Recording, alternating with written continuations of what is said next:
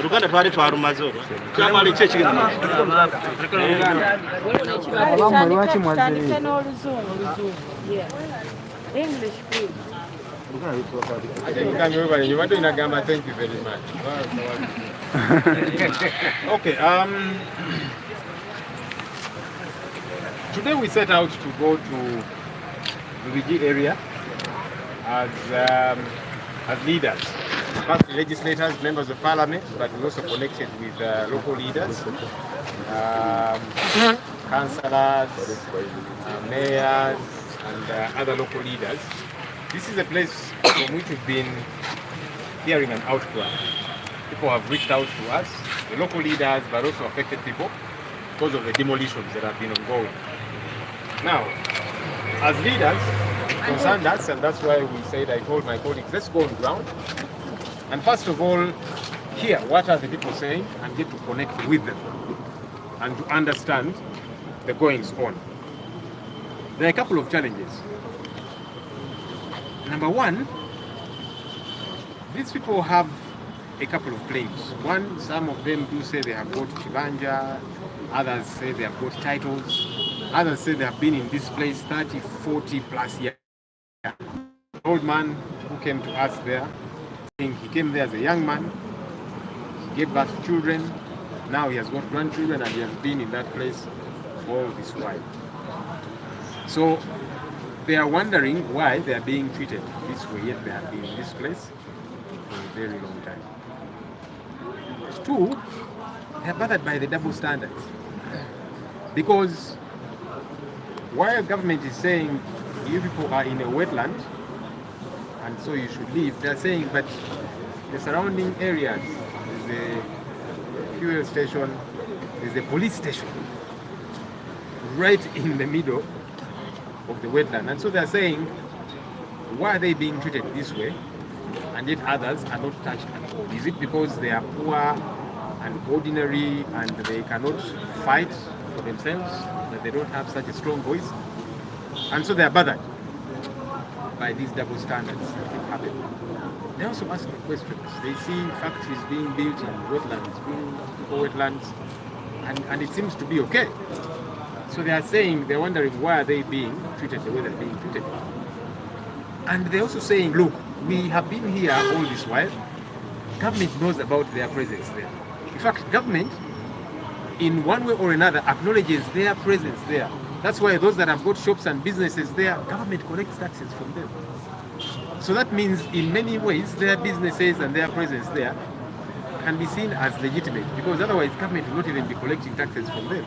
And so they're saying, why is government waking up all of a sudden and treating them this way? And yet each time, government comes, collects taxes from them, and it seems to be okay. But now, all of a sudden, government is treating them the way they are being treated. So they are bothered about all of these double standards and so on. Now, I think it's problematic for government to let people settle in an area for a very long time, for years, and to let them be there like they have been there all of these years, only for you to wake up all of a sudden, throw them out, break their houses, and that kind of thing. Where have you been all the time? That's a critical question. Why have you let them put up these big, huge structures, which don't come up overnight? You know, there was a flat, big-story building, and several others that have been there all of this while. They were built, and it took time for them to be built. And government was watching. Why? Why did they watch and now they wait last minute after all of these things have happened? We must be organized as leaders. It's important. Also, the double standards are also. Now, we went to engage, and you saw the reaction of police and the military. They fired bullets and tear gas. I am hoping people have not gotten injured. I'm sure some have gotten injured. We are still trying to make an assessment.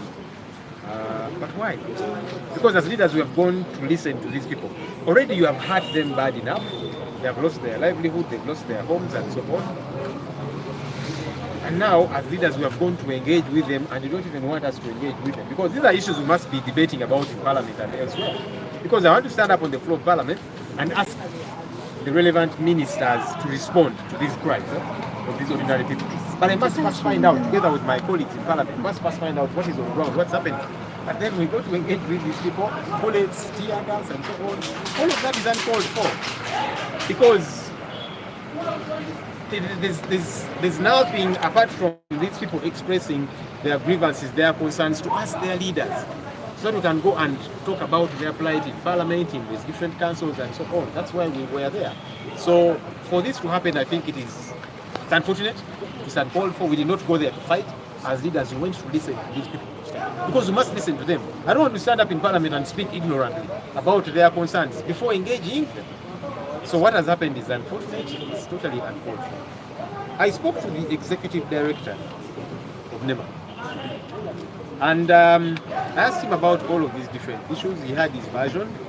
I listened to his version. I told him the version that the people on ground are saying. They have concerns. The fact that they've been there all of this while. The fact that they have title and all of the different things and so on and so forth. And we had a lengthy engagement about it. I asked him, as I was ending my call with him, I said, let's see how we find a meeting point. Let's plan and have a meeting with these people. Don't sit in your offices and just send orders. These are human beings, these are citizens. No abiding, and that's why they pay taxes. Let's engage with them. Let's plan a meeting where we can have some leaders and some of their representatives attend that meeting. They get to listen to you as NEMA and government, and you listen to them also. It's important. So that we get to engage, so that these people are listened to as well. They have their concerns, they have their cries. Let's listen to them as leaders. You see, government is supposed to be like a parent. As a parent, you listen to all your children. Even when you think your child has done something wrong, you don't get a hammer and hit them on the head to kill them. No. And now government is behaving that way, unfortunately. So that was my ask of him. Something that he listened to and he actually bought. I'm hoping that he will follow through. I'm hoping that they will not exert pressure on him for that not to happen. All right? So that's the way civilized societies get to happen. You get to meet the people, they listen to you, you listen to them and have an engagement. Because these are not rebels. If government can have talks with the rebels, how about citizens, tax-paying citizens? Surely. We need to rise above certain things as leaders. We must be able to lead our people and not rule them. There's a difference. We're going to tear gas. So byonna mubirabe bisinga twabyogeredde eri tusinkana abantu b'omubiji. Abantu bano bazenga batukubira amasimu beemulugunya gye tuli n'abakulembeze b'ekitundu ekyo. So ningamba abakulembeze bannanga ababaka n'abalala ne bakansalazi bameeya tugendeko mu kitundu ekyo tuwulirize abantu bano. Nga ne tunayogera ku nsonga zino kubanga njagala nyimire mu palamenti mbuuze minisita bwe kikwatako minisita bonna. Naye nga byenjogerako mbimanyi nga maze okutegeera ki ekirizibwawo. So kwe kugendayo olwaleero ne bakulembeze bannange okuwuliriza abantu bano. Abantu bano balina ennyiike, balina ensonga zaabwe, bagamba naye bazimba ebizimbe byonna emyaka gino gyonna gavumenti ebatunuulira. Babaddewo abamu bagamba babaddewo emyaka 3, myaka 4, abamu bakadde bazaaliddewo abaana n'abazzukulu, babaddewo ebbanga eryonna. Abantu bano bagamba nti gavumenti n'okubeerawo kwabwe kumanyiiko. Era ky'olaba gavumenti basolozaamu omusolo. Babadde balinawo zi bizineesi n'ebirala, era nga gavumenti bajjamu omusolo. Naye ate kaakati ebeefuulidde ng'eriko gye batategeera. Tebagamba nti naye lwaki waliwo enkola ey'abaana n'ebyana.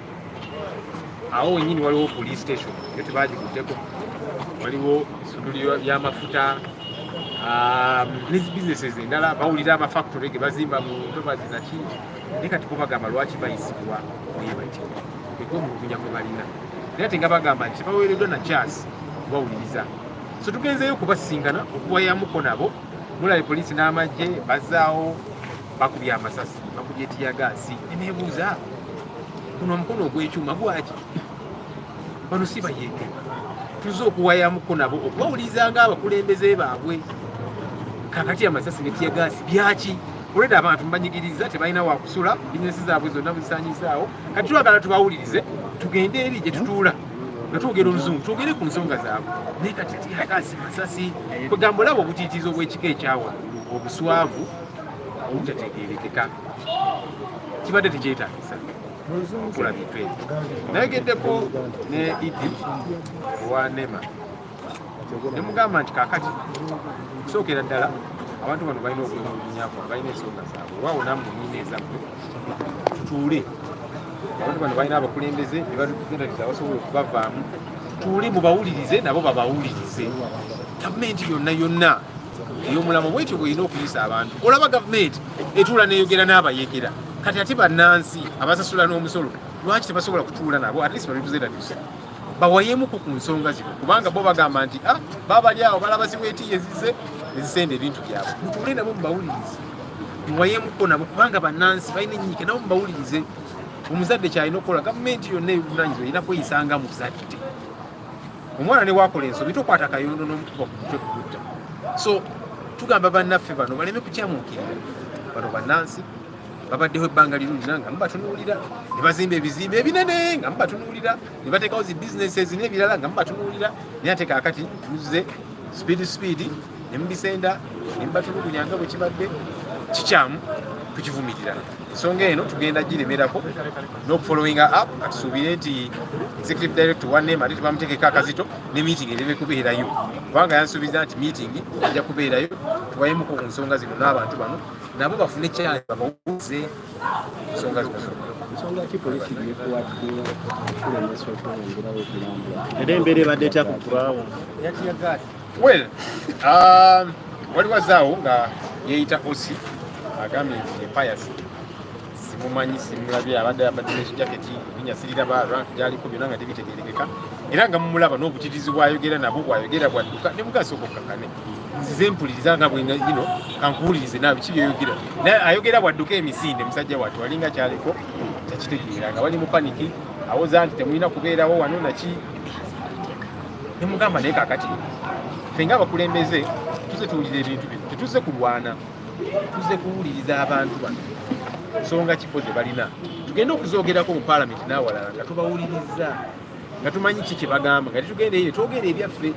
So mubalabe nga badde mu paniki, ndoza abagambe kakati mukubirewo amasasi ne tiyagaasi nga balinga zi robot. So kyekibaddewo naye nga bwe ŋŋambye nga tekyetaagisa omukono ogw'ekyuma kino tigwetaagisa bano si bayeekera. Ate n'ekirala bali mu kwogera n'abakulembeze baabwe batuwa ensonga zaabwe, mwolwedde mubanyigiriza kati batuwulira ensonga zaabwe. Oli live ku Shalom Television Uganda. Subscribe to the channel Tambulenda. Subscribe to the channel Tambule Fena. Oyabadde leader of opposition Joel Ssenyonyi abadde agezaako kubeera nga ataanya ensonga nga bezibadde olunaku olwaleero gwe Ssenyonyi ampuliza ku mukutu guno. Webale nnyo badde kubeera nga otugoberera. Subscribe to the channel Tambule Fena. Sigadde nze Dr. Enzayi.